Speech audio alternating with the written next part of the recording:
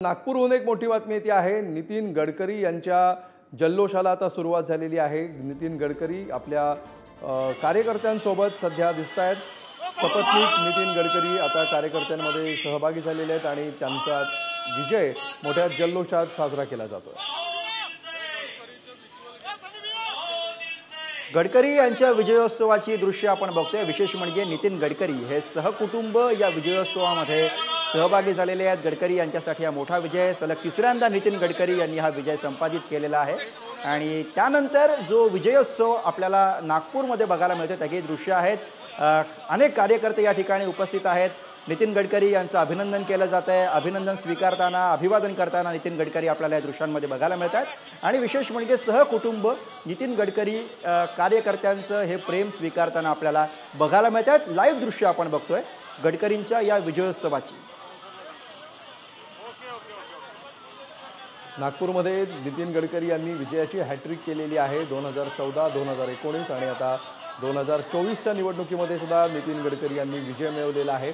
त्यामुळे स्वातंत्र्यानंतर 2014 पर्यंत काँग्रेसचा बालेकिल्ला मानला जाणारा विशेषतः लोकसभेच्या दृष्टीने नागपूर मतदारसंघ आता तिसऱ्यांदा भाजपने या ठिकाणी विजय संपादन केलेला आहे।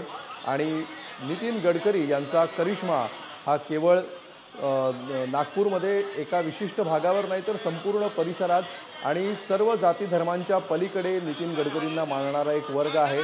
त्याच्या जोरावर नितीन गडकरी सातत्याने हा विजय संपादन करत असतात। त्यामुळे सर्व वर्गातले, सर्व व्यवसायातले आणि वेगवेगळ्या गटातले लोक नितीन गडकरी यांना भेटण्यासाठी येत असल्याचं आपण बघतो आहे आणि त्यांचं ते अभिनंदन करतात। नितीन गडकरी यांच्या चेहऱ्यावरचा आनंद आपण बघू शकतो। त्यांच्या कुटुंबियांच्या चेहऱ्यावरही तोच आनंद दिसतोय। कारण अर्थात गडकरी यांच्यासाठी यावेळेची ही निवडणूक तशी सोपी नव्हती। विकास ठाकरे, काँग्रेसचे विकास ठाकरे यांनी एक मोठं आव्हान गडकरींसमोर उभं केलेलं होतं आणि त्यातनं आता गडकरींनी हा विजय संपादित केलेला आहे आणि त्यानंतरचा गडकरींचा हा आनंद आपण बघतोय। अगदी पहिल्या टप्प्यामध्ये झालेली नागपूरमधली निवडणूक जिथं नितीन गडकरी यांनी बाजी मारलेली आहे आणि त्यानंतर होत असलेलं हा विजयोत्सव।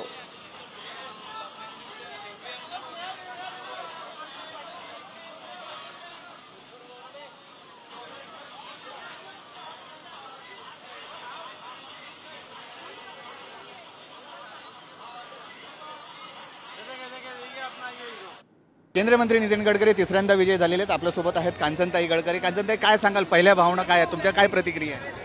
तिसऱ्यांदा नागपूरच्या जनतेने पुन्हा जो नितीनजींवरती विश्वास टाकला आहे त्यामुळे सगळ्या नागपूरकर जनतेचं मी तर आभार मानते। आणि त्या नितीनजींच्या हाताने पुन्हा देशाचा आणि नागपूरचा विकास व्हावा आणि गोरगरिबांची सेवा व्हावी ही ईश्वराचरणी प्रार्थना करते। धन्यवाद। गेल्या 10 वर्षातील काम तर सर्वांनीच पाहिलेलं आहे। पुढील 5 वर्ष देखील नितीनजी तशाच प्रकारे देशाची सेवा करतात।